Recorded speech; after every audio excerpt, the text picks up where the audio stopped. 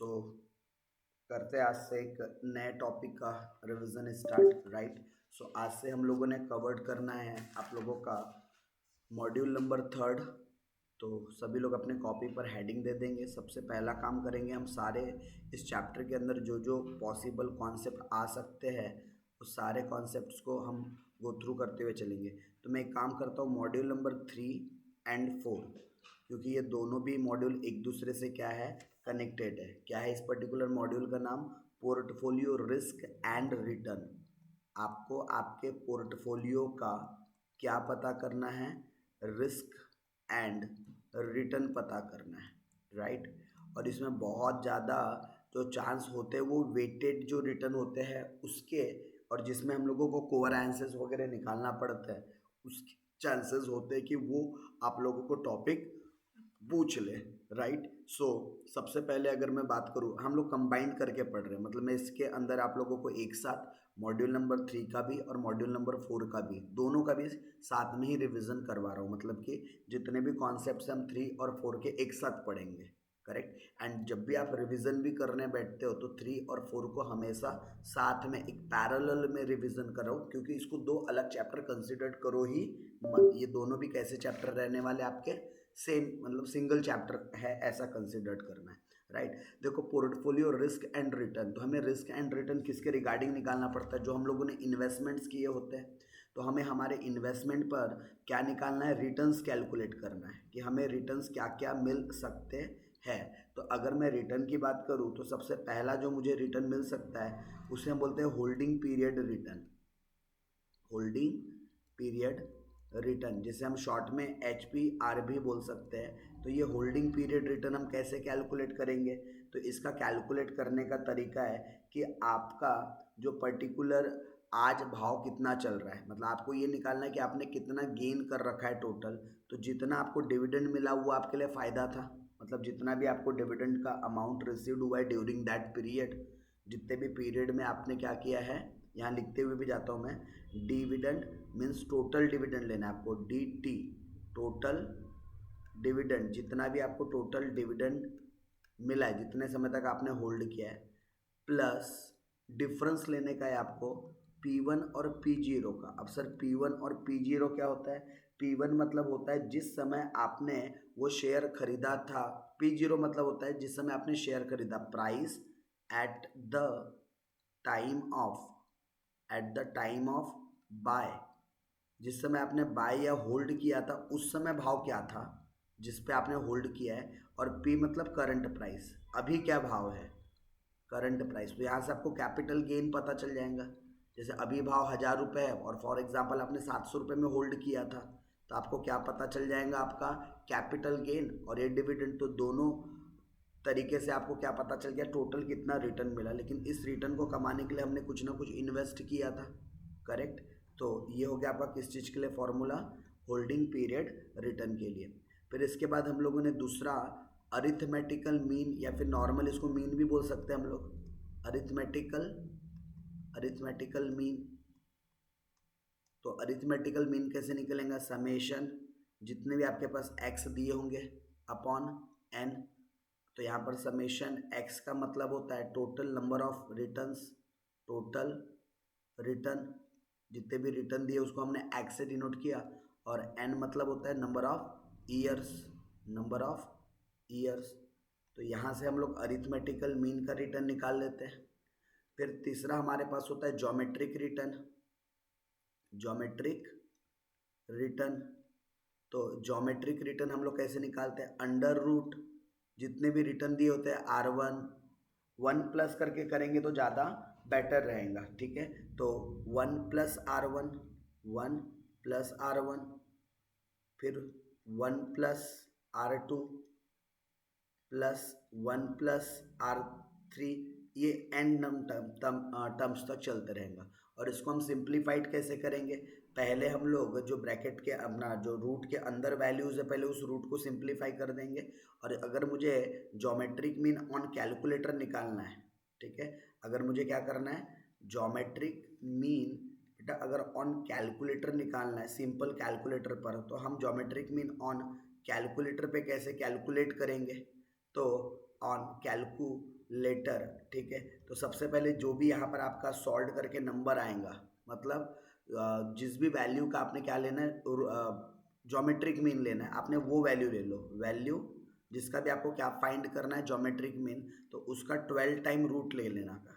12 time क्या करने का उसका रूट, देन उसमें से क्या करेंगे -1 एंड तो divided by number of year, जितने भी साल के लिए, जैसे अगर मैं 3 साल का डेटा दिया तो 2 की पावर 3 होता है। अगर 5 साल का अंदर में रिटर्न होता तो यहाँ पर n डिवाइडेड बाई 5 हो जाता।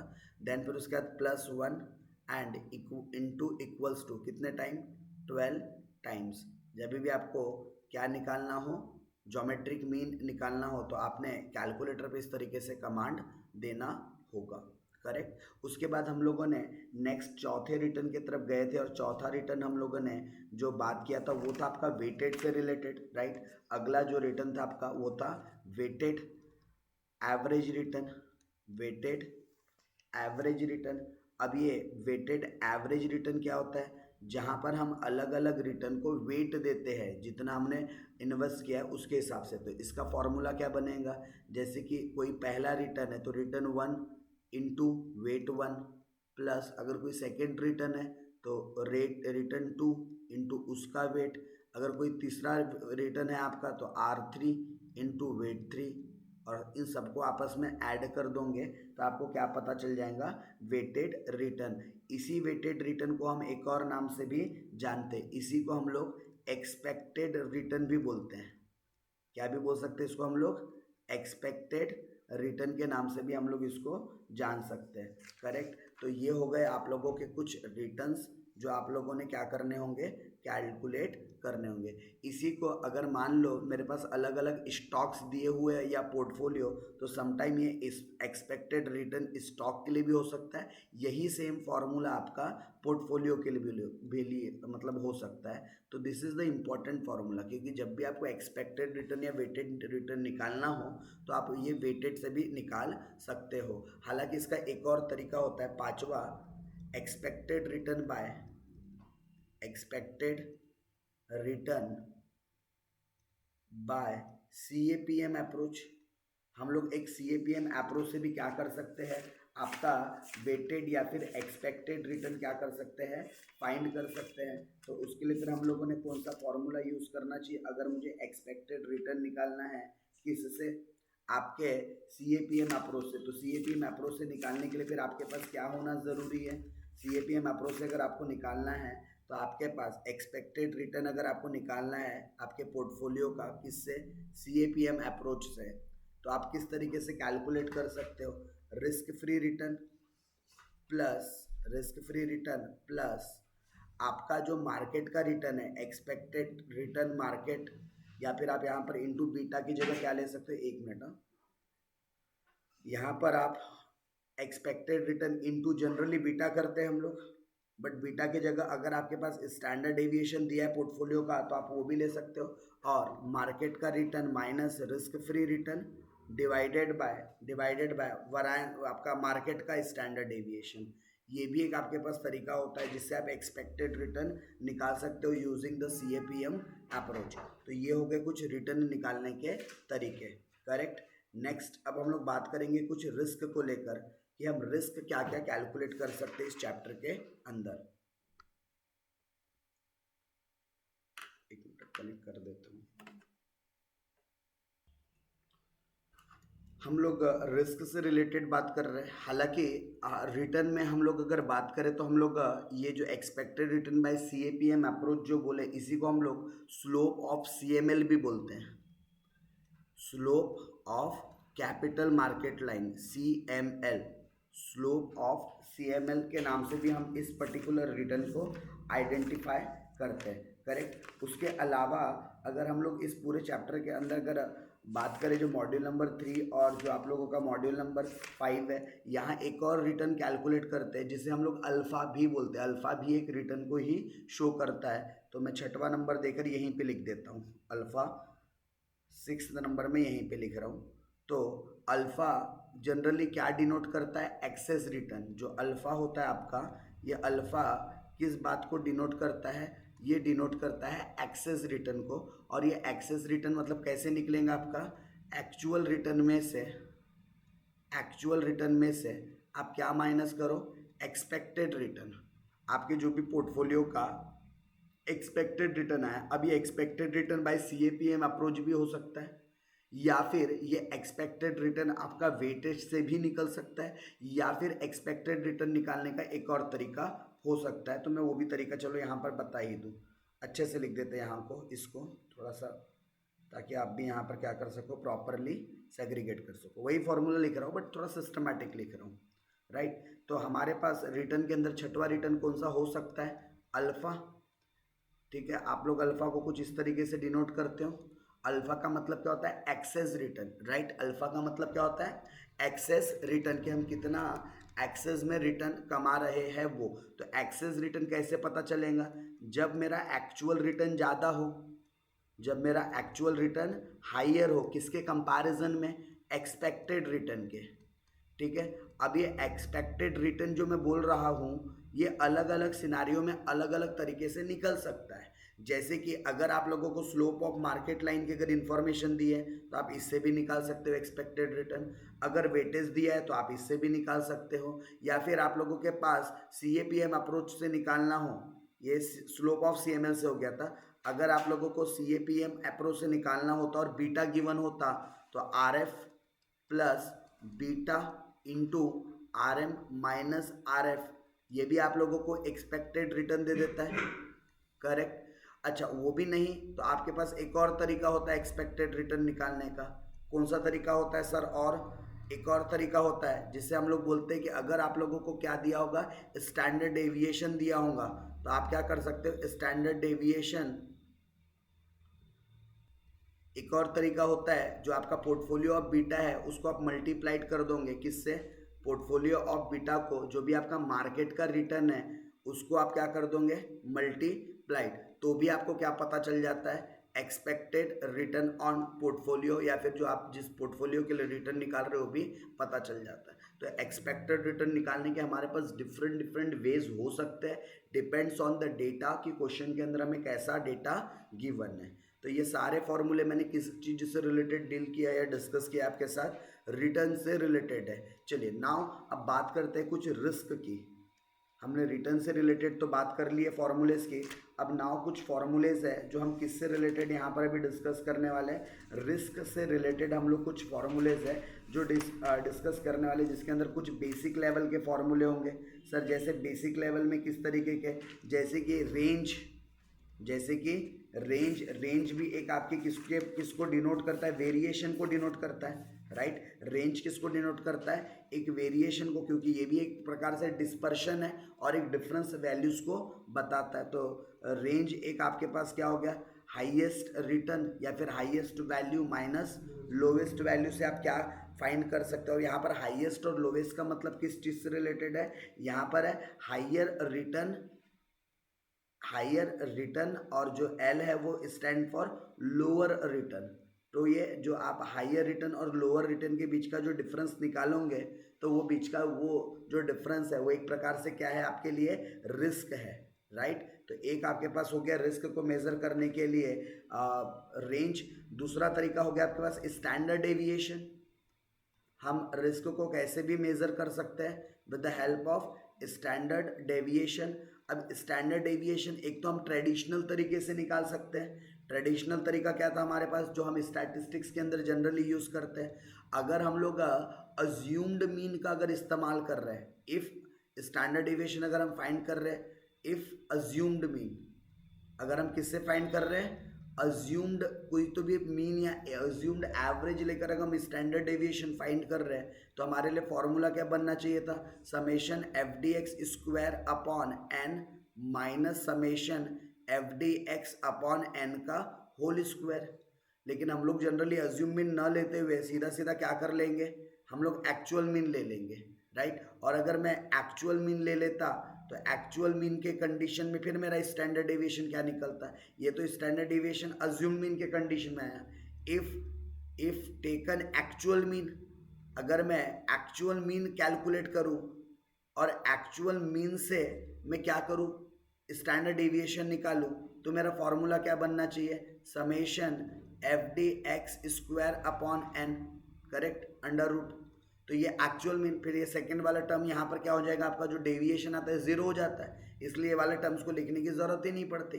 तो ये एक फॉर्मूला हो सकता है। अच्छा, कई बार हो सकता है कि आप स्टैंडर्ड डेविएशन ना ही अज्यूम्ड से ना ही एक्चुअल से, आपको कोई प्रोबेबिलिटी दी हो तो उस प्रोबेबिलिटी का यूज करके हम लोग एक्सपेक्टेड रिटर्न निकाल देते हैं। वो प्रोबेबिलिटी मतलब ही क्या होता है, वेट।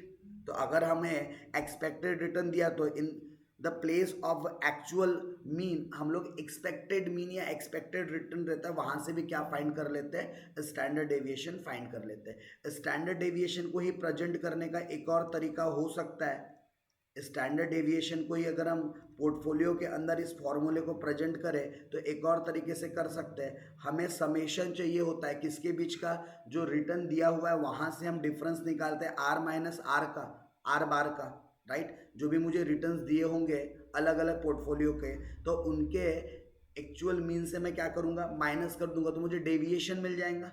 और इसका क्या करना होगा, स्क्वायर निकालना होगा, तो मुझे डेविएशन का स्क्वायर पता चल जाएगा।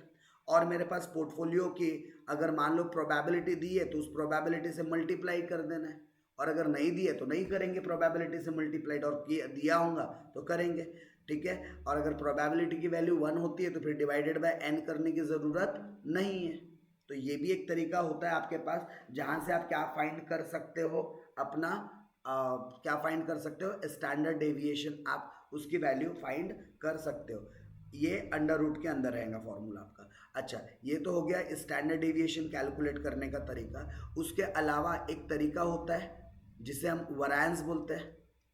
तो वैरिएंस और स्टैंडर्ड डेविएशन, अगर आपके पास याद रखना वैरिएंस की वैल्यू गिवन है तो आप स्टैंडर्ड डेविएशन आराम से निकाल सकते हो, और स्टैंडर्ड डेविएशन गिवन है तो वैरिएंस आराम से निकाल सकते हो। सिर्फ दोनों के बीच में क्या रिलेशन होता है, अंडर रूट स्क्वायर का। जैसे कि हम स्टैंडर्ड डेविएशन को सिग्मा इससे डिनोट करते हैं, करेक्ट। तो standard deviation is equal to under root, अगर मुझे स्टैंडर्ड डेविएशन का फॉर्मूला बनाना है तो अंडर रूट जो भी मेरा स्क्वायर कर दूंगा तो ये वैरिएंस की वैल्यू है, ठीक है। यानी कि वैरिएंस कैसे निकलता है आपका, variance is equal to, variance is equal to जो स्टैंडर्ड डेविएशन है उसका स्क्वायर कर दो, उसी को हम लोग क्या बोलते हैं, वैरिएंस बोलते हैं, राइट। अच्छा, वैरिएंस के अलावा जब दो अलग अलग पोर्टफोलियो दिया हो और उसका रिस्क कैलकुलेट करने बोले तो वैसे सिचुएशन में फिर हमें कोवैरिएंस निकालना पड़ सकता है, ठीक है। क्या निकालना पड़ सकता है, हमने कोवैरिएंस फाइंड करना पड़ सकता है। तो हम कोवैरिएंस किस तरीके से फाइंड आउट करेंगे, तो कोवैरिएंस के लिए हमें दो अलग अलग वेरिएबल्स दिए होंगे। जैसे अगर मुझे कोवैरिएंस निकालना है x और y, दो अलग अलग सीरीज का, तो मेरे को दोनों का क्या करना पड़ेगा, अलग से x माइनस एक्स बार लेना पड़ेगा और y माइनस वाई बार। इसी को आप लोग dx dy भी बोलते हो। अगर इफ आप लोग ट्रेडिशनल वे से अगर सॉल्व करना हो, मैं इसका भी यहाँ पर वे बता दूंगा, डिवाइडेड बाय नंबर ऑफ जितने भी आइटम्स दिए होंगे या नंबर ऑफ रिटर्न्स दिए होंगे। इसी को आप लोग ऐसा भी लिख सकते हो, summation dx dy divided by n। तो ये भी एक तरीका होता है आपके पास क्या फाइंड करने का, कोवैरिएंस फाइंड करने का, राइट। उसके अलावा अगर मैं बात करूँ आप लोगों को अगर और रिस्क से रिलेटेड चीज़ें कैलकुलेट करनी है तो हम कोएफिशिएंट ऑफ वेरिएशन भी निकाल सकते हैं। क्या आप देख सकते हैं हम लोग, कोएफिशिएंट ऑफ वेरिएशन। तो अगर मैंने कोएफिशिएंट ऑफ वेरिएशन फाइंड करना है तो मैं कोएफिशिएंट ऑफ वेरिएशन कैसे फाइंड करूंगा, तो कोएफिशिएंट ऑफ वेरिएशन फाइंड मतलब इसी को हम लोग शॉर्ट में सीवी भी बोलते हैं। तो सीवी फाइंड करने का फॉर्मूला होता है आपका standard deviation, standard deviation divided by, standard deviation divided by जो भी आपकी एक्सपेक्टेड रिटर्न दी होंगी, आपकी क्या दी होंगी, एक्सपेक्टेड रिटर्न जो दी होंगी वो, करेक्ट। एक्सपेक्टेड रिटर्न को आप एक्चुअल मीन भी बोल सकते हो, या कोई अगर एक्सपेक्टेड रिटर्न होंगी तो वो। इसी को अगर मैं फॉर्मूले को नोटेशन फॉर्म में दिखाऊं तो standard deviation divided by expected return मैं ये बोल सकता हूँ, करेक्ट। अच्छा, इसके अलावा हो सकता है आप लोगों को बीटा कैलकुलेट करने बोल दे, किसी पोर्टफोलियो का क्या कैलकुलेट करने बोल दे, बीटा कैलकुलेट करने बोल दे। तो अगर इफ किसी पर्टिकुलर एक आधा स्टॉक का अगर स्पेसिफिक बीटा कैलकुलेट करने बोलता है तो हम बीटा कैसे निकाल सकते हैं, अगर मुझे बीटा निकालना है किसका, अगर मुझे बीटा निकालना है किसी पर्टिकुलर स्टॉक के ऊपर, तो फिर हम अगर पर्टिकुलर स्टॉक के ऊपर अगर बीटा फाइंड करने की कोशिश कर रहे हैं तो हमारे पास फॉर्मूला क्या बन जाएगा, summation D X D Y, या इसी को कुछ लोग एक्स वाई भी बोलते हैं, डेविएशन न लेते हुए सीधा सीधा एक्स और वाई भी ले सकते हो, उसका भी ऑल्टरनेटिव तरीका बताऊंगा, into N minus summation D X into summation D Y divided by whole divided by summation X D X square into N minus summation D X का होल स्क्वायर। करेक्ट, ये एक आपके पास हो सकता है। इसी को हम ऑल्टरनेटिवली कैसा लिख सकते हैं, summation X Y into N, ठीक है, minus summation X into summation Y divided by summation X square into N minus summation X का होल स्क्वायर। तो इस तरीके से भी आप लोग क्या पता कर सकते हो, अपना बीटा का वैल्यू पता कर सकते हो। अच्छा, बीटा निकालने का है और एक तरीका होता है, अगर मुझे बीटा निकालना है तो सीधा सीधा मैं ये सब ना करते हुए सीधा कोवरेंस निकाल दूँ सबसे पहले। अगर मुझे बीटा फाइंड करना है इंडिविजुअल किसी स्टॉक का, तो मतलब मेरे पास कोवरेंस की वैल्यू अगर गिवन होंगे दो अलग अलग, जैसे मार्केट का या फिर अपने इंडिविजुअल पोर्टफोलियो का, कोवरेंस पहले पता कर लूँ और कोवरेंस को मैं किससे डिवाइड कर दूँ, मार्केट के वरेंस से, वरेंस ऑफ मार्केट से, जो भी मार्केट का क्या होगा वरेंस, वरेंस ऑफ मार्केट से अगर मैं डिवाइड कर दूँ तो मुझे बीटा पता चल जाएगा किसी इंडिविजुअल स्टॉक के लिए अगर मुझे निकालना हो और मार्केट के साथ उसका कैसा रिलेशन है। यानी मुझे ये बीटा किसके लिए फाइंड कर रहा हूँ मैं, ये इंडिविजुअल स्टॉक और मार्केट के लिए। मैंने I stand for individual, M stand for market. तो अगर मुझे कोवरेंस किसके लिए निकालना है, इंडिविजुअल स्टॉक और मार्केट के बीच के लिए अगर बीटा निकालना है तो पहले उसका कोवरेंस फाइंड करना पड़ेगा और वरेंस ऑफ मार्केट। इसी को अगर मैं नोटेशन फॉर्म में लिखना चाहता हूँ तो जो भी मेरे को, एक को मैं एक्स को मान लो इंडिविजुअल मानता हूँ, वाई को मार्केट मानता हूँ, तो इसका पहले कोवरेंस निकाला। और स्टैंडर्ड डेविएशन का स्क्वायर का मतलब ही वरेंस होता है, लेकिन ये वरेंस काय का लेना चाहिए, मार्केट का, राइट। तो ये एक फॉर्मूला है जो आप क्या कर सकते हो, इस्तेमाल कर सकते हो। अच्छा, उसके अलावा सम टाइम हो सकता है कि आप लोगों को कोरिलेशन बोल दे कि कोरिलेशन फाइंड करो दो अलग अलग स्टॉक्स के बीच में क्या कोरिलेशन है। तो कोरिलेशन मतलब कि आर की वैल्यू अगर हमने फाइंड करना है तो कोरिलेशन की वैल्यू कैसे निकल सकती है आपकी, summation D X D Y into N minus summation D X into summation D Y whole divided by under root summation D X square into N minus summation D X का whole square. और ऐसा ही same काम Y terms के लिए भी करेंगे, पहले एक्स टर्म्स के लिए करना है फिर वाई टर्म्स के लिए करना है। तो summation D Y square into N minus summation D Y का होल स्क्वायर। तो ये एक फॉर्मूला है जो हम लोग किसके लिए इस्तेमाल कर सकते हैं, कोरिलेशन कैलकुलेट करने के लिए ये फॉर्मूले का हम लोग इस्तेमाल कर सकते हैं, राइट। उसके अलावा अगर हम लोग और कुछ शॉर्ट फार्मूले की बात करें कि अगर हमें और कोई शॉर्ट फार्मूला कोरिलेशन के लिए यूज़ करना हो तो इसी का ऑल्टरनेटिव और एक फार्मूला हो सकता है, कोवरेंस अगर मुझे मिल जाए तो covariance divided by standard deviation भी पता हो, standard deviation of X, standard deviation of Y, तो भी ये एक फॉर्मूला होता है जहाँ से हम क्या पता कर सकते हैं, अपना कोरिलेशन पता कर सकते हैं। तो कोरिलेशन को ही हम स्मॉल आर से क्या करते हैं, डिनोट करते हैं। तो ये भी एक तरीका होता है आपके पास क्या फाइंड करने का, कोरिलेशन फाइंड करने का। अच्छा, इसके अलावा अब अगर हमारे पास ना रिस्क सिंगल स्टॉक की निकल रही है, यानी कि रिस्क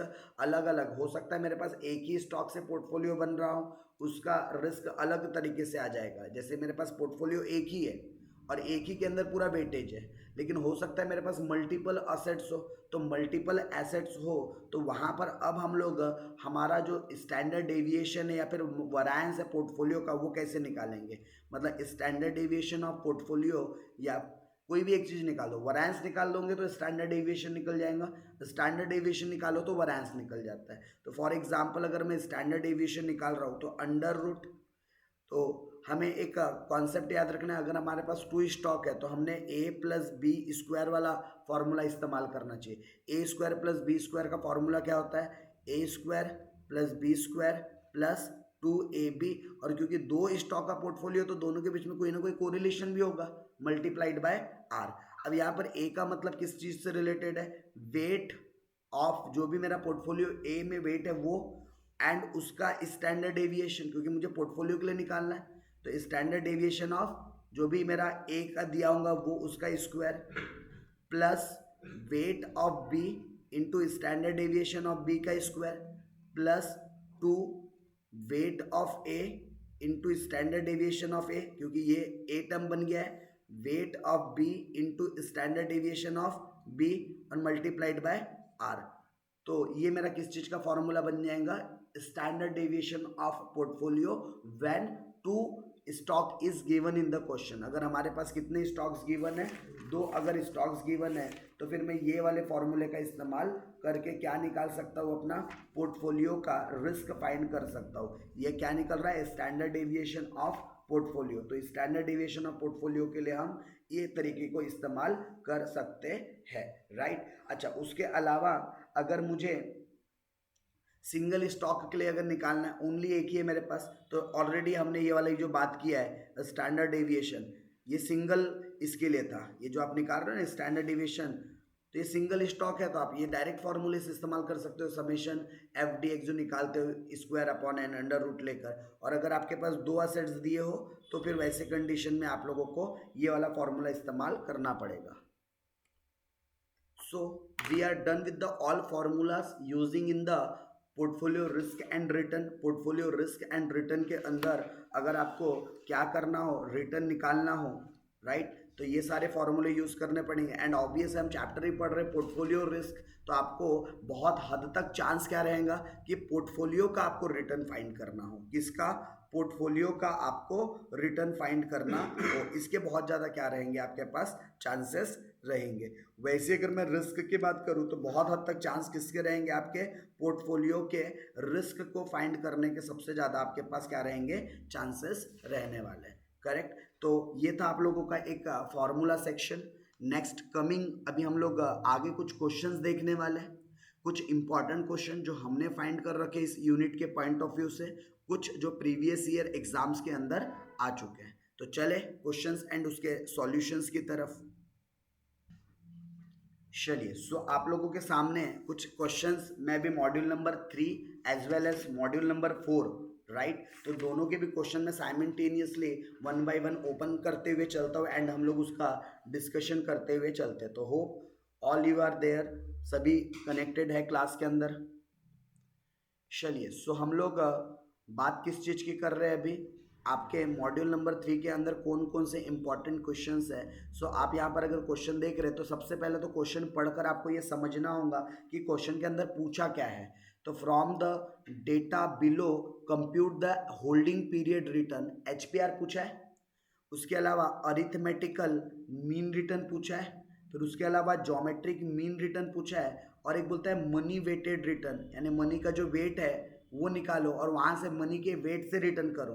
तो ऐसे 4 रिटर्न बोलता है क्या, assuming no withdrawals except at the end of the 3 year, बोलता है कोई भी पैसा निकाला नहीं गया है। मतलब कितने रिटर्न पूछ दिया आपको, 1 2 3 4, तो हो सकता है भाई आपको 4 रिटर्न 4 मार्क्स के पॉइंट ऑफ व्यू से दे दे। तो अगर मैं एक एक करके निकालूँ तो मेरे पास 1 साल 2 साल 3 साल का रिटर्न है। अगर मेरे पास 3 साल का रिटर्न है तो मैं वैसे तो होल्डिंग पीरियड रिटर्न का फॉर्मूला क्या होता है मेरा, HPR इज इक्वल टू, अगर मैं देखूँ तो इसका फॉर्मूला होता है डिविडेंड जितना मुझे मिला है, ठीक है, डिविडेंड टोटल जितना मुझे मिला है उसमें मैं जो भी कैपिटल गेन हुआ होगा P1 माइनस P0, P1 मतलब होता है current eight the and price क्या चल रहा है, और P0 मतलब बिगिनिंग प्राइस क्या चल रहा है, डिवाइडेड बाय P0। एक्चुअल में तो HPR का ये फॉर्मूला होता है, बट इस क्वेश्चन के अंदर वैसा डेटा ही नहीं दिया है आपको।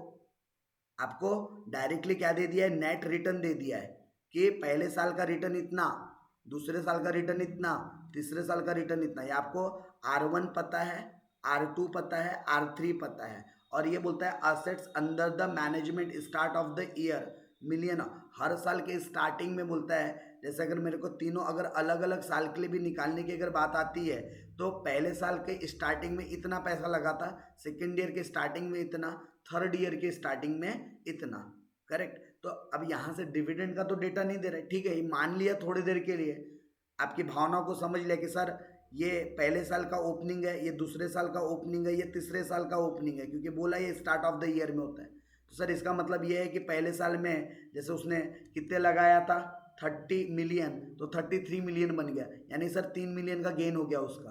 कितने का गेन हो गया?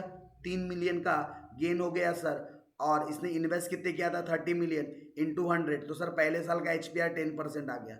शायद कोई लोग ऐसा दिमाग लगा सकते हैं। सर सेकेंड ईयर में फिर ये, अब सेकेंड ईयर के ओपनिंग में ये बैलेंस था, थर्ड ईयर में तो सर यहाँ पर 2 डिवाइडेड बाय 33, तो 2 नहीं कितना, हाँ सॉरी 2 लाख का ही गेन हुआ है, क्योंकि 33 से 35 वैल्यू हो रही है, मतलब 2 लाख 2 मिलियन का क्या हुआ होगा यहाँ पर गेन, कितना इन्वेस्ट करने के बाद? 33। तो कोई लोग बोल सकते हैं यहाँ पर 2 डिवाइडेड बाय 33 इंटू 100, कोई बोल सकते हैं कि सर यहाँ पर कितना गेन हो रहा है? 6.06% का गेन हो रहा है। और फिर लास्ट वाले के लिए तो इधर दिया ही नहीं है, तो फिर लास्ट वाले के लिए तो पॉसिबल ही नहीं निकालना, करेक्ट। तो ये एक तरीका हो सकता था, लेकिन क्वेश्चन के अंदर आपके पास वो इन्फॉर्मेशन नहीं दी है जिससे आप क्लियर कट क्या निकाल सको? HPR निकाल सको, ठीक है। ये जो अभी तरीका कर रहे थे, ये तरीका भी HPR निकालने के लिए सही था, लेकिन अब आपको क्वेश्चन के अंदर डिविडेंड दिया ही नहीं है।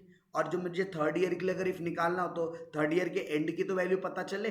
चलो मान लिया मैंने आपकी थोड़ी देर के लिए बात किया, आपने ये जो सेकेंड ईयर का एंड है, सॉरी स्टार्ट है, आपने फर्स्ट ईयर का एंड मान लिया होगा।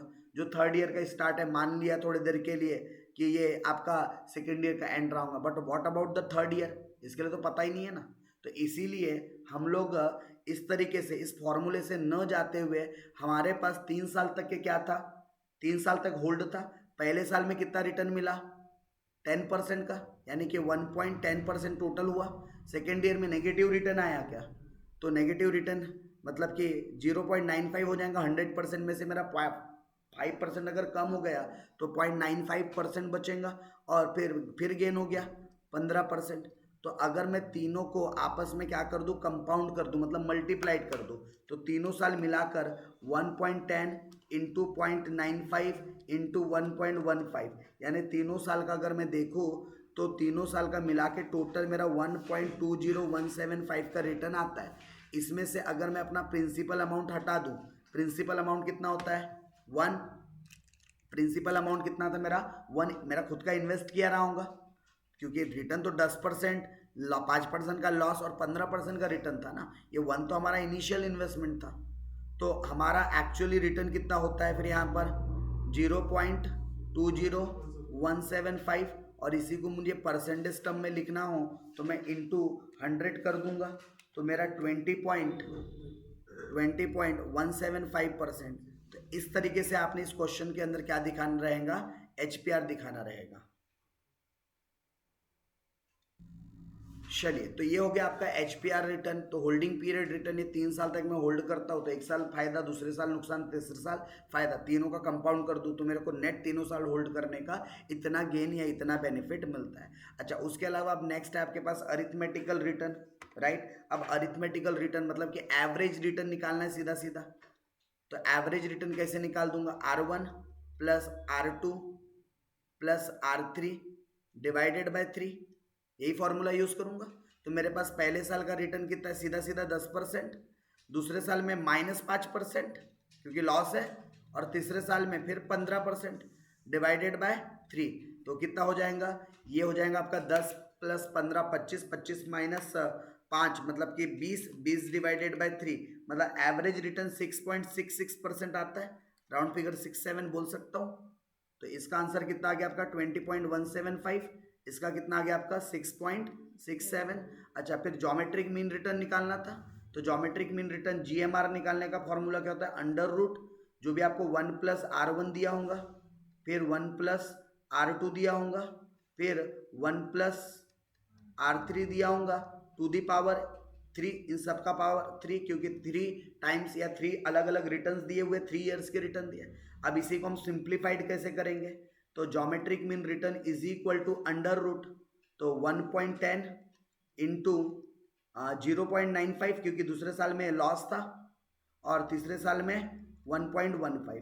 तो इसको अगर मैं आपस में मल्टीप्लाइड करूँ, 1.10 इंटू 0.95 इंटू 1.15, तो ये आ जाता है आपके पास ब्रैकेट के अंदर 1.2 20175 टू द पावर 3, राइट। तो मैंने इसका क्या करना है, जब यहाँ से रूट या फिर मुझे लॉगरिथम अगर सॉल्व करना है, सिंप्लीफाइड करना है इस वैल्यू को मैंने, तो ये वैल्यू मेरी कैसे सिंप्लीफाइड होंगी।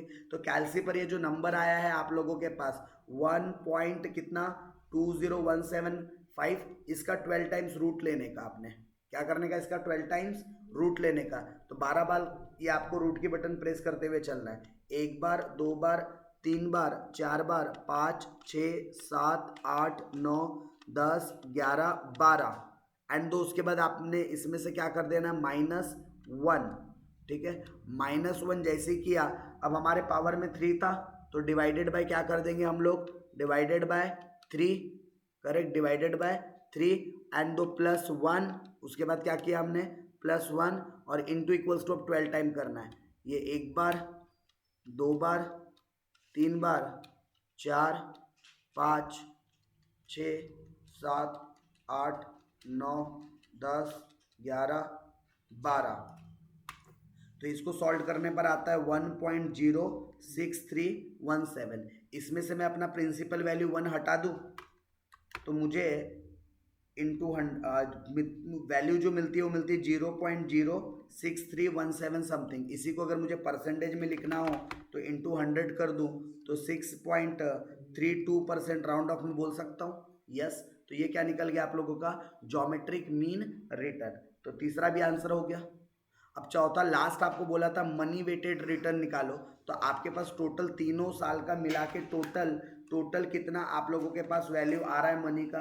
तो अगर मैं टोटल मनी की वैल्यू निकालूँ यहाँ पर, तो पहले साल में 30 मिलियन, दूसरे साल में 33 मिलियन एंड दो 35 मिलियन, मतलब कि 98 मिलियन तीनों साल का मिला के। तो अब मैं अगर यहाँ पर टोटल मनी वेटेड अगर निकालता हूँ TMW, तो 30 डिवाइडेड बाई 98, तो 0.31 वेट आ जाएगा इसका। फिर 33 डिवाइडेड बाई 98, तो इसका वेट आ जाएगा 0.34, और लास्ट 35 डिवाइडेड बाई 98, तो ये आ जाएगा 0.35, करेक्ट। अब इन सब के टोटल मारोगे तो देख लेना बराबर 1 आ रही होंगी, क्योंकि वेट हमेशा 100% होता है। अब मल्टीप्लाई कर दूंगा मैं, कैसे, मैं मतलब इधर लिख रहा हूँ, बीच सेंटर पे लिख रहा हूँ, किसको किसको मल्टीप्लाई कर रहा हूँ, ये टोटल जो मनी वेट निकला वो और ये रिटर्न को। तो 0.31 इंटू 10% था, तो ये कितना आ जाएगा आपका 3.1, और 0.34 इंटू 5 माइनस में है, तो ये माइनस में आ जाएगा आपका 1.7, और 15 इंटू 0.35 है, तो ये आ जाएगा 5.25। अब इसको नेट ऑफ कर देंगे हम, तो ये आता है आपका 6.65%। ये क्या निकल गया आपका total money weighted return, right. Money weighted return निकालने बोला था, तो हमने जो मनी गिवन था उससे उसका वेट फाइंड किया और वेट से निकाल लिया।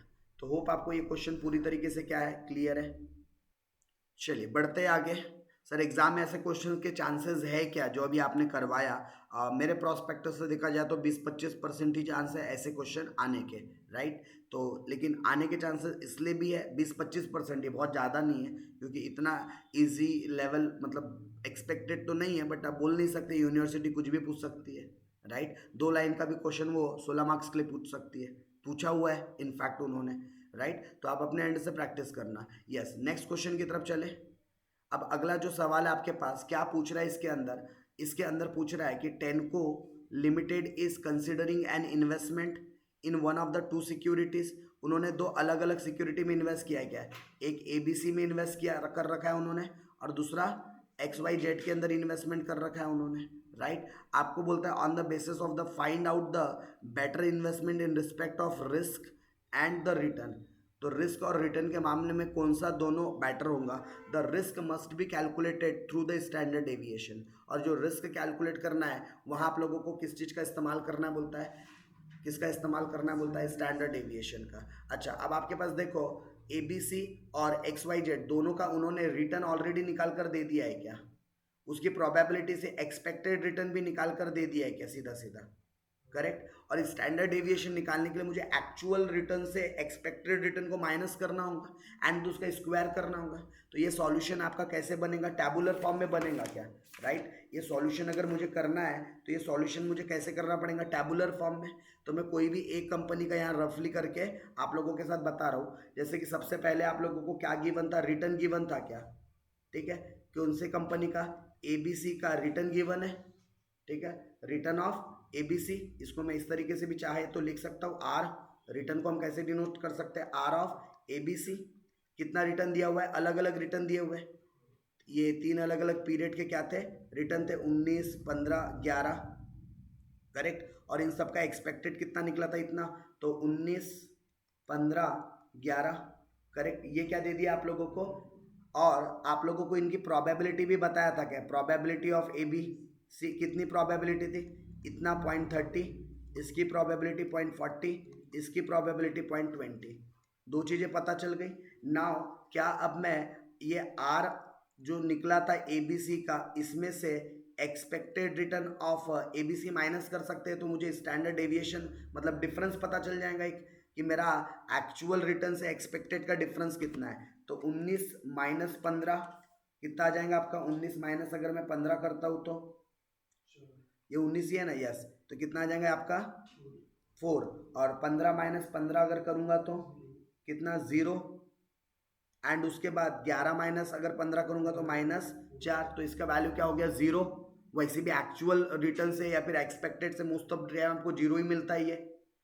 इसी को हम लोग अगर बोले तो dx भी बोल सकते हैं क्या, इसी को क्या बोल सकते हैं, dx, राइट। अच्छा, इसी का अब मैंने अगर स्क्वायर कर देना है, ये जो मेरा रिटर्न निकला था ABC, जो मतलब कि एक्चुअल माइनस जो हमने एक्सपेक्टेड निकाला था, इसका स्क्वायर कर देंगे। मतलब इन शॉर्ट हम लोग क्या कर रहे हैं, dx स्क्वायर कर रहे हैं, करेक्ट। क्या कर रहे हैं इन शॉर्ट, dx स्क्वायर कर रहे हैं। पहले डेविएशन निकाला, अब उसका स्क्वायर करेंगे।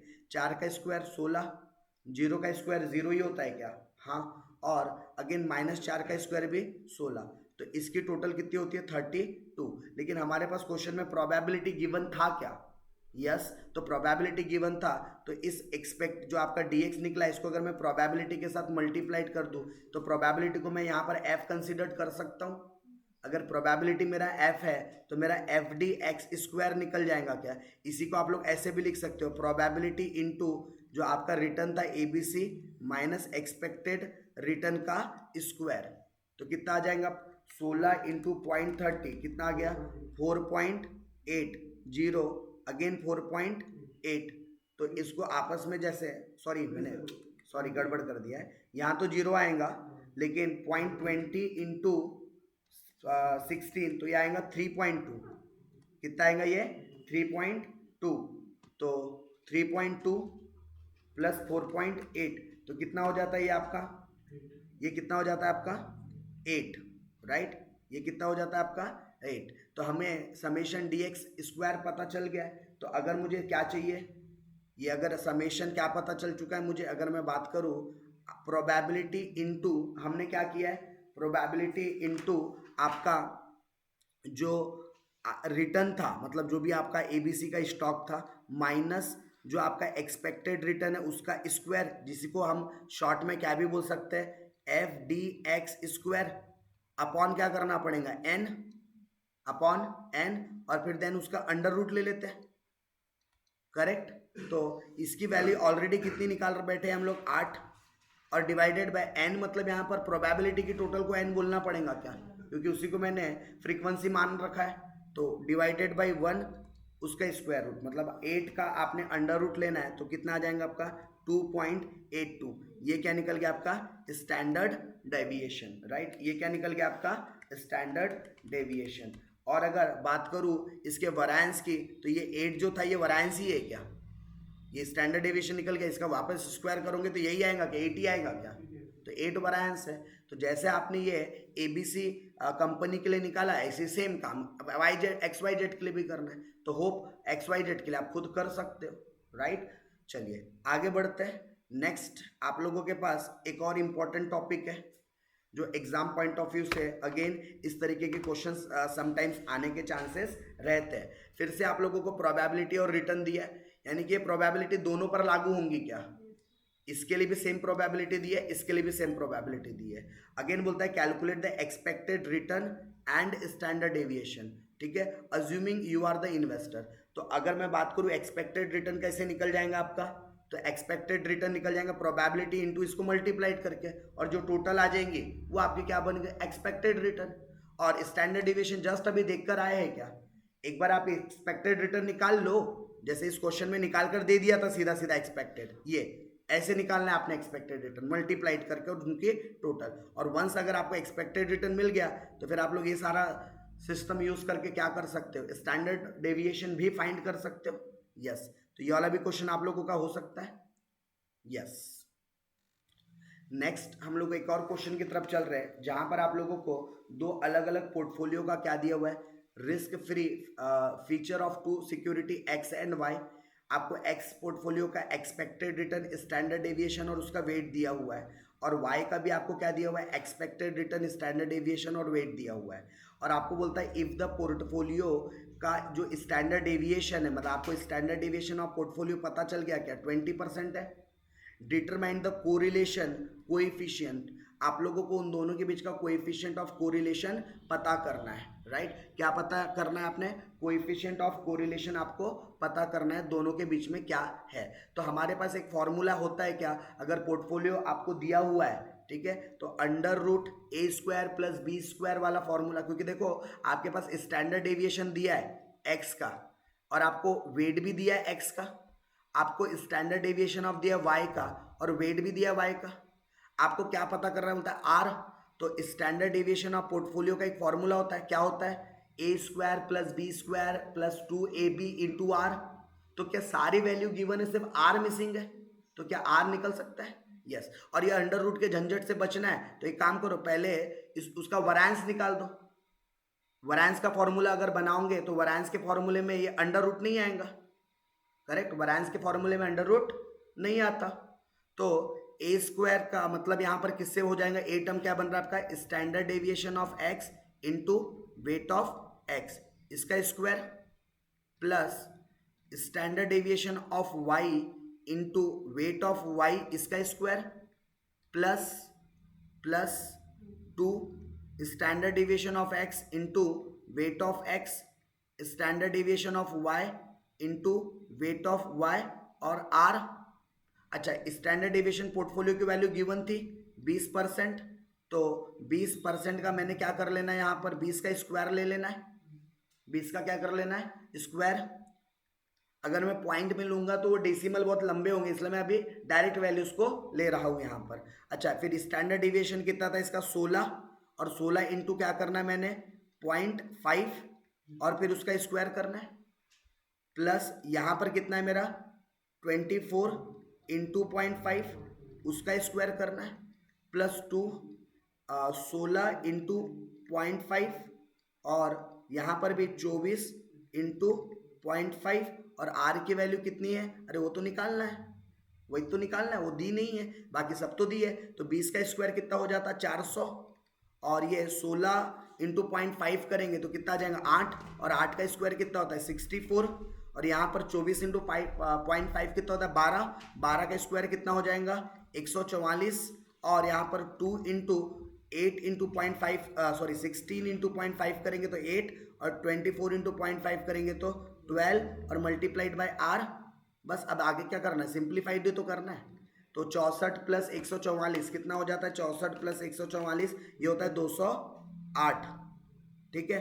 और ये तीनों आपस में मल्टीप्लाइड हो जाएंगे, यानी सब टर्म आपस में, तो 2 इंटू 8 इंटू 12, तो ये आ जाता है आपका प्लस 192 आर। तो मैं नंबर को एक साइड लिख लूँ, तो 192 आर अपनी जगह पर कायम है, 400 अपनी जगह पर कायम है, इसको इधर ले जाऊंगा तो माइनस हो जाएगा कि 208, यस। तो यहाँ से मुझे आर की वैल्यू मिल जाएंगी क्या, 400 में से मैंने 208 माइनस किया तो 192 आया, और डिवाइडेड बाय इधर का 192 इधर आ जाएगा, तो आर की वैल्यू कितनी आ गई, एग्जैक्टली 1। परफेक्ट कोरिलेशन है क्या, there should be perfect positive correlation between the portfolio X and Y. तो होप पहला वाला पॉइंट का मतलब समझ में आया, ठीक है। अब देखो दिखने में बड़ा छोटा सा है, लेकिन कई लोग यहाँ पर घूम जाएंगे कि यार ये आर कहाँ से निकालना है, क्यों? क्योंकि ये वाला फॉर्मूला अगर क्लिक नहीं हुआ तो घूम गए। इसलिए आप लोगों को फॉर्मूलेस के जितने मैंने आप लोगों को क्लास के स्टार्टिंग में फॉर्मूले लिखवाए, सारे फॉर्मूले आपके माइंड में एक रहने चाहिए, क्योंकि वहीं से कहीं ना कहीं पूरे सॉल्यूशन निकल कर सामने आएंगे। अच्छा सर, अब दूसरा भी पॉइंट जरा बता दो। अब दूसरे पॉइंट में बोलता है find the portfolio standard deviation if X and Y are mixed in the ratio. अच्छा, अभी वेट इतना है, करेक्ट, लेकिन अगर वेट बदल जाए, अब वो न्यू वेट कितना लो बोलता है? न्यू वेट लो बोलता है 0.75 का और 0.25 का, यही होता है 3:1 का, मतलब 0.75 और 2.5। तो अब आपको बताना है कि अगर ये वेट होगा तो आपके पोर्टफोलियो का मतलब स्टैंडर्ड डेविएशन क्या होगा। आपको वेट बता दिया, नया वेट बता दिया आपको, तो बस अब क्या करना है, सेम फॉर्मूला यूज करना है।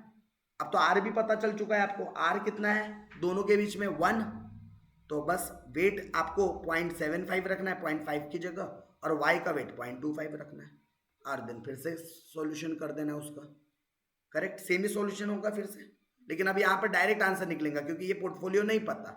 और अगर आपने यहाँ पर ध्यान रखना, अगर वैरिएंस निकाला है तो आखिरी में उसका स्क्वायर रूट कर देना। यहाँ तो चलो आर निकल गया था, यहाँ तो आर निकला था, लेकिन अगर मान लो ये पोर्टफोलियो वैरिएंस की अगर वैल्यू निकलती है तो जो भी फाइनल आंसर आ रहा है उसका बाद में अंडर रूट कर देना, तो आपको क्या पता चल जाएगा, स्टैंडर्ड डेविएशन की वैल्यू पता चलेंगी, राइट। यानी इसको सॉल्व करने के बाद मान लो एक एग्जांपल के लिए 100 आया, तो ये 100 का अंडर रूट करना तो आपको स्टैंडर्ड डेविएशन मिलेगा। ये जो 100 है ये वैरिएंस है, उसका अंडर रूट करोगे तब जाके आपको स्टैंडर्ड डेविएशन मिलेगा। तो ये वाला भी क्वेश्चन क्लियर। बढ़े आगे, हाँ जी सर बढ़ते आगे और नेक्स्ट क्वेश्चन की तरफ चलते हैं। और नेक्स्ट क्वेश्चन आ जाइए आप लोग एग्जाम्पल नंबर काय पर, नेक्स्ट 5 पर, जहां पर आप लोगों को क्या इंफॉर्मेशन गिवन है। आप लोगों को बोला है क्वेश्चन के अंदर कि an investor hold a security for 1 year, कितने साल के लिए होल्ड करता है, बोलता है मात्र 1 साल के लिए। The probability distribution of the possible return, और प्रोबेबिलिटी बता रहा है कि इतना % रिटर्न आएगा, उस बात की प्रोबेबिलिटी कितनी है, ठीक है। For this particular investment determine the expected return. बच्चों वाला सवाल, सिर्फ मल्टीप्लाइड करना है कि एक दूसरे से, ठीक है। यानी कि ये पॉसिबल रेट ऑफ रिटर्न है और प्रोबेबिलिटी दी है, तो प्रोबेबिलिटी से मल्टीप्लाई करके हम लोग एक्सपेक्टेड जो प्रोबेबिलिटी एक्सपेक्टेड रिटर्न निकाल सकते हैं क्या, मल्टीप्लाई करके आखिरी में जो टोटल आएंगे वो सम करके, करेक्ट। तो ये भी आप लोगों ने एक बार क्या करना है, खुद से ही सॉल्व करना है। Yes, this is important question for examination point of view. Tata Birla, ठीक है, भारत के 2 प्रसिद्ध काफ़ी पुराने, ठीक है, बिजनेस जगत से बिलोंगिंग करने वाली कंपनियां, तो दोनों का रिटर्न दिया है 1994 में, 1995 में, 1996 में, दोनों भी कंपनी का आपको क्या दिया है, रिटर्न दिया हुआ है। टाटा 14% कमाता, 16% कमाता, 20% कमाता, बिरला 12 कमाता, 18 कमाता, फिर 15 कमाता। तो आपको क्या दिया, उनका रिटर्न दे दिया है क्या, stock Tata and Birla display the following returns over the past 3 years. और नीचे में पूछा क्या आपसे, जरा वो देखते हैं। पहला पूछा है what is the expected return on the portfolio made up 40% and 60%। अगर टाटा के अंदर अगर हम बात करें 40% का वेट है और बिरला के अंदर 60% का वेट है, तो आपको बताना है कि कितना एक्सपेक्टेड रिटर्न आएगा आपके पोर्टफोलियो का। तो आपको एक्सपेक्टेड रिटर्न निकालना है, लेकिन मैं सर कैसे निकालूं, आपके पास 2 तरीके हैं, 2 तरीके। क्या, हर किसी को 40 का, यहाँ क्योंकि इधर 40 का वेट है, 40 40 40, ठीक है, कितना आएगा अगर आप हर किसी को 40 40 का वेट देते हो तो, और यहां पर भी हर किसी को आप 60 60 का अगर वेट दोगे, जल्दी जल्दी 2 तरीके होते हैं। एक तो एवरेज निकाल कर भी निकाल सकते थे आप, तो 14 इंटू 0.40 5.6, 16 इंटू 0.40 6.4 और 20 इंटू 0.40 मतलब कि 8। इन तीनों को अगर ऐड करेंगे 5.6, 6.4 एंड 8 तो कितना हो जाता है ये 20, कितना हो जाता है ये टोटल 20। और अगर मैं इसकी बात करूं कितना 7.2, 7.2, 10.8 और 9, और अगर इसकी टोटल मारूं तो इसकी टोटल हो जाती है आपकी 27, राइट। कितनी हो जाती है 27। हमें पूछा क्या था, हमारे पोर्टफोलियो का एक्सपेक्टेड रिटर्न बताओ करके। अच्छा मुझे बताओ ये 3 साल का रिटर्न है क्या, ये 1 साल का थोड़ी ना है, हमें तो कोई 1 साल के लिए करना, तो इसका एवरेज निकाल दूंगा तो डिवाइडेड बाय 3 करना पड़ेगा क्या? अच्छा, तो 20 डिवाइडेड बाय अगर मैं 3 करता हूँ तो कितना आना चाहिए? 6.67 प्लस इसका कितना आना चाहिए? 9, तो ये प्लस ये कितना हो जाना चाहिए? 15.67। तो ये आपका एक्सपेक्टेड रिटर्न निकलेगा पोर्टफोलियो का। आइदर आपके पास ये तरीका हो गया या दूसरा तरीका, पहले ही चुपचाप एवरेज निकाल लो। इतनी काहे मतलब माता पच्ची करना, पहले सीधा ये 3 साल का पहले एवरेज रिटर्न निकाल दो कि टाटा ने एवरेज कितना कमाया, 14 प्लस 16 प्लस 20 डिवाइडेड बाय 3, तो टाटा ने एवरेज कमाया 16.67 और बिरला ने एवरेज कमाया 12 प्लस 18 प्लस 15 डिवाइडेड बाय 3, तो ये 12 प्लस 18 प्लस 15 डिवाइडेड बाय 3 मतलब 15% एवरेज है। इसका टाटा में 0.40 का वेट है और यहाँ पर 0.60 का वेट है, दोनों को आपस में ऐड कर दो तो भी सेम रिजल्ट देखने को मिलता है क्या? करेक्ट, क्योंकि अल्टीमेटली यहाँ पर वेट सही निकाला है ना हमने। यस, तो इसको सॉल्व करके देख लो, 16.67 इंटू 0.40 सेम ही आ रहा है ये, और 15 इंटू 0.90 ये भी 15 इंटू 0.60 सॉरी, तो सेम ही आ रहा है, और दोनों को जोड़ेंगे तो भी सेम आ रहा है। तो पहला पॉइंट क्लियर है, what is the expected portfolio का रिटर्न। अच्छा, ऑफ टाटा एंड बिरला। दूसरा बोलता है what is the standard deviation of each stock. दोनों भी स्टॉक का स्टैंडर्ड डेविएशन निकालना है क्या हमने? अब दोनों का भी स्टैंडर्ड डेविएशन निकालना है तो अगेन हमारे पास ट्रेडिशनल तरीका है, कौन सा? अब आपको पहले टाटा का अलग निकालो, बिरला का अलग निकालो। कैसे निकालेंगे? जैसे अगर मैं टाटा की बात करूं तो मैं टाटा का अलग से सेपरेटली किस तरीके से स्टैंडर्ड डेविएशन निकाल सकता हूँ। अच्छा, यहाँ पर वेट पता है क्या?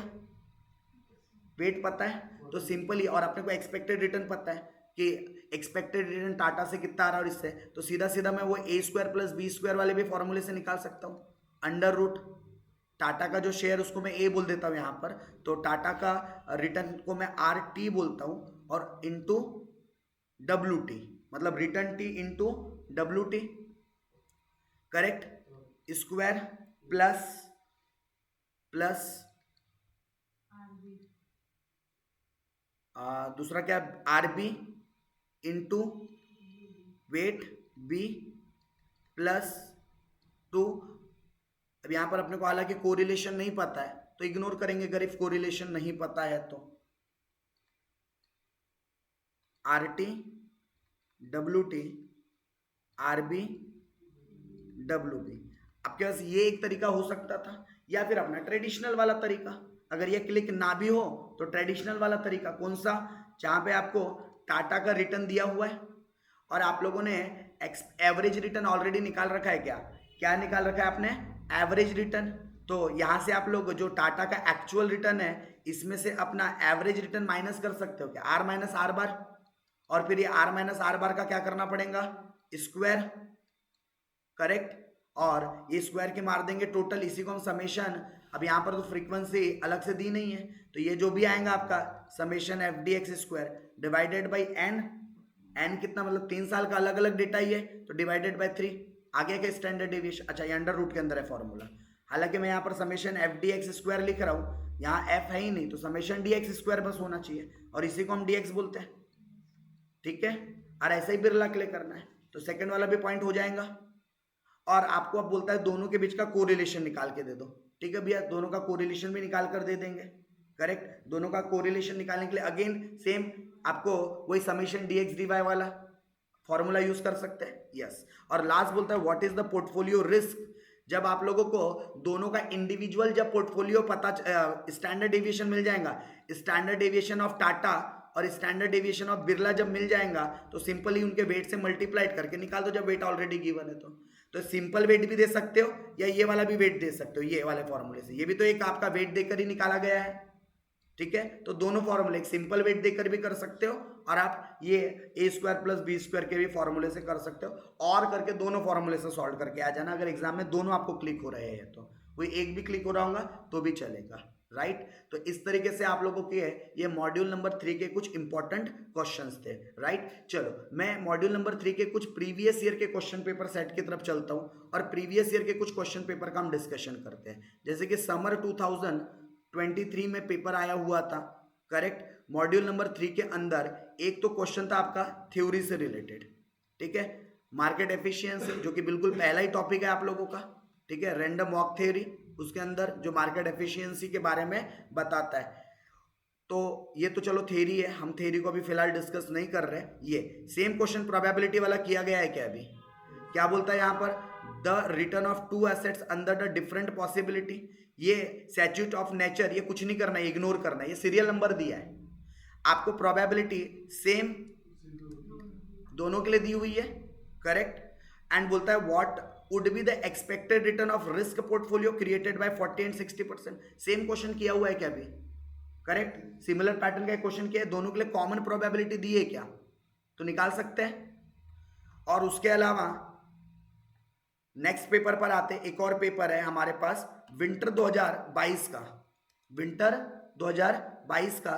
तो विंटर 2022 में भी आपको प्रोबेबिलिटी दिया था क्या, और एक ही कंपनी का रिटर्न दिया है, और बोलता है एक्सपेक्टेड रिटर्न निकालो और स्टैंडर्ड डेविएशन निकालो as well as coefficient of variation CV निकालो। अरे जब दोनों निकल जाएगा तो सीवी निकालना कौन सी बड़ी बात है, standard deviation divided by expected return into 100 करके तो सीवी निकालते हैं, और एक्सपेक्टेड रिटर्न जस्ट इसे मल्टीप्लाइड करके आ जाएगा क्या, और जब एक्सपेक्टेड रिटर्न आ जाएगा तो आपका एक्चुअल रिटर्न से ये जो एक्सपेक्टेड रिटर्न आया माइनस करेंगे एंड देन उसका स्क्वायर ले लेंगे क्या, तो ये भी आ जाएगा क्या आपका स्टैंडर्ड डेविएशन, करेक्ट। अच्छा, इसी के ऑप्शन में आप लोगों को रिटर्न दो अलग अलग दिए हुए हैं, और बोलता है कि दो आपके पास एक्स डेटा दिया, वाई डेटा दिया है, बोलता है calculate the return and the risk of the portfolio. तो और सपोज 50% इन्वेस्टमेंट, मतलब वेट भी बता दिया 50-50 है, यानी जो टाटा वाला क्वेश्चन किए थे, टाटा बिरला वाला कुछ उसी तरीके का हो गया। टाटा बिरला में 3 साल का डेटा था, ये समझ लो टाटा कंपनी बिरला कंपनी, तो बस यार 3 की जगह 5 साल है, और यहाँ पर बीच में एक साल में लॉस आया तो लॉस वाला फिगर माइनस करना, बाकी सॉल्व करने का पूरा तरीका टाटा और बिरला जैसा ही है, करेक्ट। चलिए, तो ये आप लोगों का प्रीवियस ईयर यूनिवर्सिटी के अंदर आया हुआ क्या था, आपका क्वेश्चन पेपर था, राइट। चलिए आगे बढ़ेंगे हम लोग और कुछ क्वेश्चन पेपर के ऊपर डिस्कशन करते हैं। चलिए एक और क्वेश्चन पेपर पर आ जाते हैं हम लोग। अब यहाँ पर आप लोगों को अगेन क्या दिया गया है, एक क्वेश्चन है, before making any investment decision we must careful examine the characteristic of the assets and justify the statement. अब आपको क्या बोलता है कि investor evaluating two securities, correct, A and B in the terms of risk and return, the expected return निकालना है, और क्या निकालना है, standard deviation for both the items या इन्वेस्टमेंट्स, और आपको एक्सपेक्टेड रिटर्न दोनों का दिया है क्या, और स्टैंडर्ड डेविएशन भी दोनों के लिए दिया है क्या, advice the investor which of the two security, correct. अच्छा, यहाँ पर वेट बता नहीं रहा है, यहाँ पर वेट बता नहीं रहा है, तो हम वेट ले लेंगे दोनों का equal equal 50-50%। And again same type का क्वेश्चन देखा है कि जहां पर एक्सपेक्टेड रिटर्न दिया हो, स्टैंडर्ड डेविएशन दिया हो और वेट दिया हो, सिमिलर टू दिस क्वेश्चन जो हम लोगों ने यहां पर सॉल्व किया था, राइट। यहां पर हालांकि पूछा क्या है एग्जामिनेशन के क्वेश्चंस के अंदर, आपको वहां से आप लोगों को एक्सपेक्टेड रिटर्न बताना है। ऑब्वियस है, सीधा वेट से मल्टीप्लाइड कर दो आ जाएगा, सीधा वेट से मल्टीप्लाइड कर दो आ जाएगा, या फिर अगर आपके पास वेट है तो वो आप ए स्क्वायर प्लस बी स्क्वायर करके भी आप स्टैंडर्ड डेविएशन पोर्टफोलियो का निकाल सकते हो। दोनों तरीका, एक सिंपल वेट देकर भी और ए स्क्वायर प्लस बी स्क्वायर वाले फॉर्मूले से भी आप निकाल सकते हैं, प्लस 2ab वाले फॉर्मूले से, राइट। तो डन। उसके अलावा एक और क्वेश्चन था, अगेन प्रोबेबिलिटी बेसिस पर, रिसेशन पीरियड का, नॉर्मल पीरियड का, बूम पीरियड का, राइट। और बोलता है ये उसकी प्रोबेबिलिटी, तो ये प्रोबेबिलिटी दोनों में काम आएंगे क्या, शेयर ए में भी और बी में भी। और नीचे में कंडीशन क्या क्या दिया है, on the basis of the above information calculate the expected return, निकल जाएगा क्या, सिर्फ प्रोबेबिलिटी से मल्टीप्लाई करेंगे तो एक्सपेक्टेड आ जाएगा। लेकिन नीचे में बोलता है यू हैव ₹10,000, आपके पास 10,000 रुपए है to invest and want to earn इतना, मतलब ये आपका एक्सपेक्टेड रिटर्न है कि 22%, इतना अर्न करना चाहते हो ऑन योर पोर्टफोलियो। तो using the expected return calculate about decided how much should be invest. ये वेट की बात कर रहा है क्या, अगर आपको एक्सपेक्टेड रिटर्न कितना रखना है अपना, अगर आपको अपना एक्सपेक्टेड रिटर्न 22.5% रखना है, अगर आपको 22.5% एक्सपेक्टेड कमाना है, तो बताओ हम कितना कितना वेट दे, हम कितना वेट दे शेयर ए के अंदर, कितना वेट दे हम शेयर बी के अंदर, करेक्ट। अच्छा, इन दोनों का आपको एक्सपेक्टेड रिटर्न ऑलरेडी पता होगा, वो आपने यहाँ पहले स्टेज में ऑलरेडी निकाला होगा, राइट। तो यहाँ पर आपके पास जो भी वैल्यू गिवन होंगी, ठीक है, यहाँ पर आपके पास गिवन होंगी ये वाली वैल्यू, हाँ, क्योंकि आप कहाँ से निकालोगे, यहाँ से। अच्छा, क्विकली निकालना है, एक काम करो क्विकली निकाल देते हैं, यहाँ पर माइनस में आएगा, 20 माइनस में है, 0.20 से मल्टीप्लाई करूंगा तो -4, यहाँ आ जाएगा 15, यहाँ आ जाएगा 12। अगर इन तीनों को ऐड कर दिया जाए तो 15 + 12 -4 मतलब 23%, राइट। और वैसे इसका भी निकाल देते हैं तो 2, 10, 9 मतलब कि 9, 19, 19 तो 21। सही हो गलत हूँ? एक बार आप भी क्रॉस वेरीफाई कर लेना भाई। सही तो दिख रहा है मुझे, सही है। तो ये दोनों का एक्सपेक्टेड रिटर्न मिल गया क्या? इसका एक्सपेक्टेड रिटर्न कितना है? 23, इसका कितना है? 21, राइट।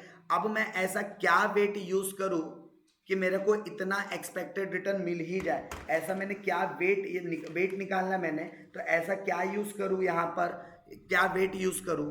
तो मुझे वेट तो नहीं पता, तो चलो मान लेता हूं मैं यहाँ पर एक्स वेट लेता हूं। यहाँ पर अगर मैं यहाँ पर एक्स ले रहा हूं तो फिर यहाँ पर कितना लेना पड़ेगा? यहाँ पर कितना लेना पड़ेगा? x - 1, क्योंकि x अगर यहाँ, सॉरी 1 - x, यहाँ मैंने कोई तो भी x वेट लिया, मुझे नहीं पता कितना, तो मैंने मान लिया कि x वेट होगा। तो अगर x वेट यहाँ लिया हो तो यहाँ कितना बच जाएगा? 1 में से यहाँ जितना लिया उतना हटा दूं तो बचा हुआ यहाँ वेट आ जाएगा, बराबर। तो 22.5% इज इक्वल टू, इसको मल्टीप्लाई करूंगा तो 23x प्लस ये आ जाएगा आपका 21 - 21x, जब ये ब्रैकेट सिंप्लीफाइड होगा तो 22.5 इज इक्वल टू ये आ जाएगा आपका x 21 और ये 23x - 21x मतलब कि नेट 2x आएगा। नंबर को एक साइड ले लूँ, ये माइनस को इधर ले जा लेते हैं अपन, तो ये +2x हो जाएगा, राइट।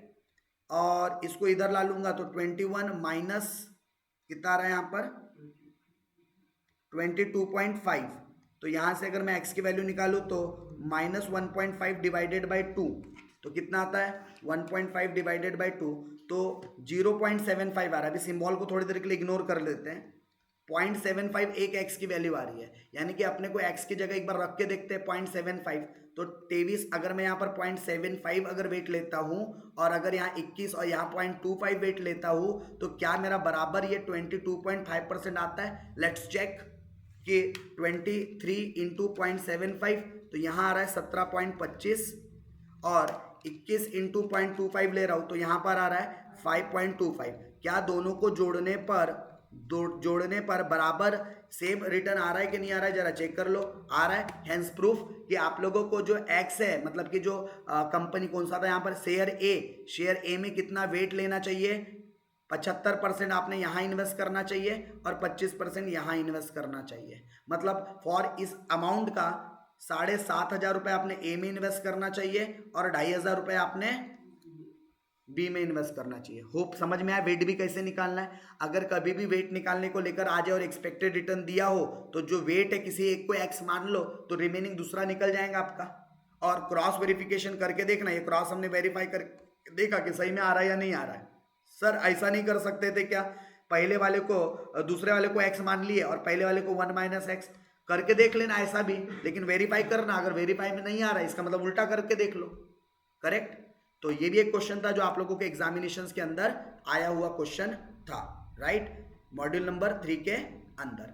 सो हम लोगों ने कुछ क्वेश्चंस है जो गो थ्रू किए। लास्ट बस मैं आप लोगों को गो थ्रू करवा दूं हमारे मॉडल टेस्ट पेपर से, करेक्ट। तो हमारे मॉडल टेस्ट पेपर के अंदर भी अगर आप देखोगे तो अगेन ये आपको पोर्टफोलियो का क्वेश्चन देखने को मिला है। अच्छा, एक थ्योरी है, what do you mean by the market efficiency, और मार्केट एफिशिएंसी के अलग अलग जो एलिमेंट्स है, डिफरेंट टाइप्स, उसको इन्फॉर्म बताओ करके थ्योरी क्वेश्चन था। और उसके ऑप्शन में हमने डाल रखा था क्या, ये आपका एक क्वेश्चन जो प्रोबेबिलिटी बेस्ड है, तो निकल जाएगा। Same question already go through किया हुआ है। मॉडल टेस्ट पेपर अगर मैं 2 पर आ जाऊँ अपने और इसके क्वेश्चन नंबर 3 की तरफ चलता हूँ तो ये टाटा बिरला वाला same question already go through कर चुके हैं, करेक्ट। उसके अलावा अगर मैं अपने नेक्स्ट मॉडल टेस्ट पेपर की तरफ चलूँ तो यहाँ पर भी अगर आप देखोगे तो ये आपको रिटर्न दिया दो अलग अलग कंपनी का, सीए लिमिटेड का, ठीक है, और एलटी लिमिटेड का, और आपको बोलता है कि व्हाट इज एक्सपेक्टेड वेट दे दिया है क्या, राइट, और दोनों का स्टैंडर्ड डेविएशन भी डिटरमाइन करो बोलता है, और कोएफिशिएंट ऑफ कोरिलेशन। कुछ टाटा बिरला जैसा ही क्वेश्चन नहीं है। अब ना टाटा की जगह नाम सीए लिमिटेड आ गया, बिरला की जगह एलटी आ गया, बाकी है तो सेम कॉन्सेप्ट ना, करेक्ट। वहां भी 3 साल का था और यही सारी चीज वेट के हिसाब से निकालना था क्या? Yes. So this is all about the module number 3 examples. हम लोगों ने स्टार्टिंग में बात किया है कि हम मॉड्यूल नंबर 3 और 4 दोनों पढ़ेंगे और दोनों पढ़ने वाले हैं, लेकिन क्योंकि अगर मैं 4 अभी उसके क्वेश्चन करूंगा तो क्लास बहुत ज़्यादा लंबी हो जाएंगी, तो अभी हम यहाँ पर मॉड्यूल नंबर 3 के पूरे क्वेश्चन को एंड करते हैं। करेक्ट, इस क्लास को एंड करते हैं एंड हम लोग इमीडिएटली इसके बाद एक नेक्स्ट सेशन करेंगे जो किस चीज़ से रिलेटेड होगा, आपका मॉड्यूल नंबर 4 के एग्जाम्पल से रिलेटेड होगा। तो मॉड्यूल नंबर 3 के जो प्रैक्टिस क्वेश्चंस या पास्ट ईयर एग्जाम्स में आए क्वेश्चन की हम यहीं पर क्लास को क्या करते हैं, एंड करते हैं। होप आपको मॉड्यूल नंबर 3 का पूरा टॉपिक बहुत अच्छे से क्लियर है।